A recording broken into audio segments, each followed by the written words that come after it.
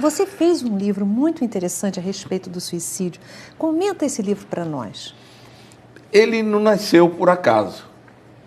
Eu dirijo uma reunião de desobsessão no Centro Espírita Augusto Paiva, na rua Barcelona 199, em Maria da Graça. E nesse dia nós assistimos uma suicida que havia se jogado debaixo do trem. Mas os sofrimentos inauditos, inenarráveis, eu nunca vi. Olha que eu dirijo há muito tempo, mas também a entidade que veio socorrê-la, que veio trazê-la, era de um grau de elevação mas tão grande que na hora que eu fui sentar à mesa para, né, com o coordenador da reunião, que eu me desloquei para atender a médium, o espírito através da médium, comecei a me confessar publicamente. Eu não suportei a luz do espírito, né? Como no grupo nós tínhamos reunião de materialização, a nossa Sheila tinha solicitado a Maria Cília Paiva, né, que era a presidente na época, tinha reunião de materialização.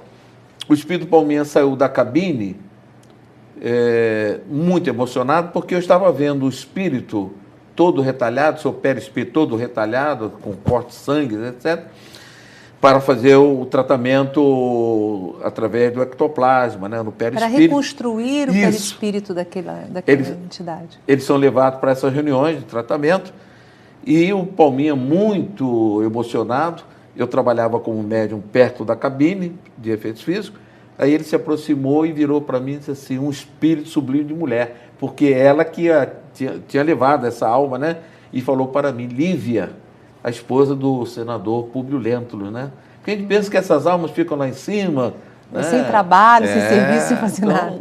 Então, bom, aí fui para casa escrever o artigo no jornal Última Hora. Escrevi 4 anos. E, na hora que eu fui datilografar, eu vi assim na minha tela mental, suicidar-se nunca. E foi datilopsicografia, que agora é computador, né? Mas... E foi. Tanto que no final o espírito estava ditando, quando a miséria ronda as panelas. Eu não gostei desse efeito literário da frase, botei XXX, né, o apagador do datilógrafo, 3 vezes. Enquanto eu não coloquei se a miséria ronda as panelas, eu não continuei o artigo, porque o artigo não era meu. Então, Bom, mais tarde, eu vim saber, através de Júlio César Sarroris, um artigo que ele escreveu no Mundo Espírita, dizendo a importância do espiritismo na imprensa leiga, né? Escrevi 4 anos na Última Hora e 13 anos agora, aos domingos, no Jornal Extra, aquela coluna, Em Nome de Deus. Ele dizendo que um cidadão apareceu com um recorte, suicidar-se nunca, lá no Centro Espírita Seara Fraterna, na rua Bento Lisboa 23, né?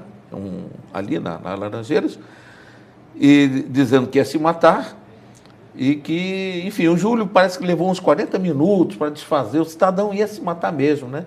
Ele disse que ia passando na banca de jornal e leu aquilo, e ele ia se matar, então fui querer saber. Eu colocava o telefone da UZERJ, hoje CERJ, ele telefonou para lá, veja só o valor da Federativa Estadual, né, esse trabalho do telefone, e ligou para lá e indicar no centro. E foi ele que atendeu. A partir dali, comecei a escrever muitos artigos, uns 30 dos 208, e mais tarde, quando o filho do Edivaldo Roberto de Oliveira, pela Mauad, perguntou por que eu não escrevi um livro. Eu disse, olha, eu não tenho essa veleidade de escrever livro e tal, mas eu gostaria de escrever um de prevenção ao suicídio. Então, escrevi Suicídio e suas consequências com base nesses artigos.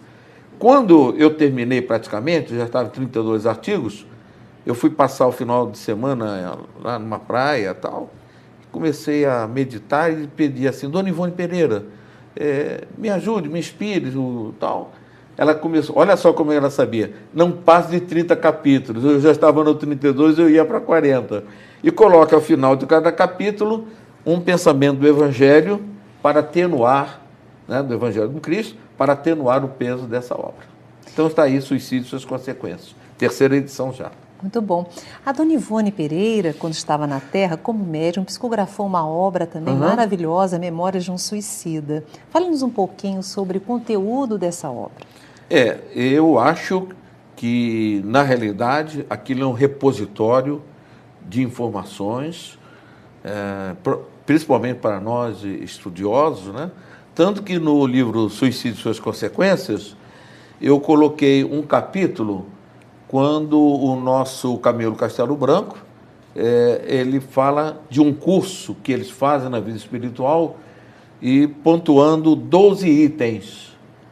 Então, esses 12 itens é uma espécie de um resumo da própria obra Memórias de um Suicida. Então, sugiro que no nosso livro Suicídio e Suas Consequências, procure essa nossa referência a esses 12 pontos, que é uma espécie de um curso que eles fazem na vida espiritual. É um livro realmente maravilhoso e que, de fato, merece ser lido e estudado acima de tudo. Tem pessoas que não cometem o ato do suicídio, mas dia após dia se excedem em comportamentos que acabam neutralizando as energias boas do corpo, talvez até mesmo trazendo para mais próxima a desencarnação. Isso chega a ser um suicídio? É o chamado suicídio involuntário, né? O fumante, por exemplo, ele perde 8 anos de vida. Isso é estudo comprovado, né? 8 anos de vida. O alcoólatra, né, no caso, o alcoólico, ele destrói as suas células, evidentemente que ele vai perder 10 anos de vida ou até mais. As drogas acabam comprometendo todo o seu organismo, né, todas as suas células, ele encurta, né? Alimentação demais. Quando alguém me pergunta, eu digo, eu sou diabético. Aí eu digo assim, graças a Deus. Aí, mas por que graças a Deus? Eu pesava 95 quilos e hoje estou com 78. Então, o garfo também mata. É verdade. Então, eu tratei de me emagrecer, né? De emagrecer. Muito bom. Suas palavras finais. Eu acho que aquelas pessoas que estão nesse momento desesperadas, aflitas, tem o telefone do CVV, o 141, desabafe. Se você tiver pesado, procure o seu padre na paróquia, seu pastor, o companheiro espírita no centro espírita, desabafe, um amigo, né?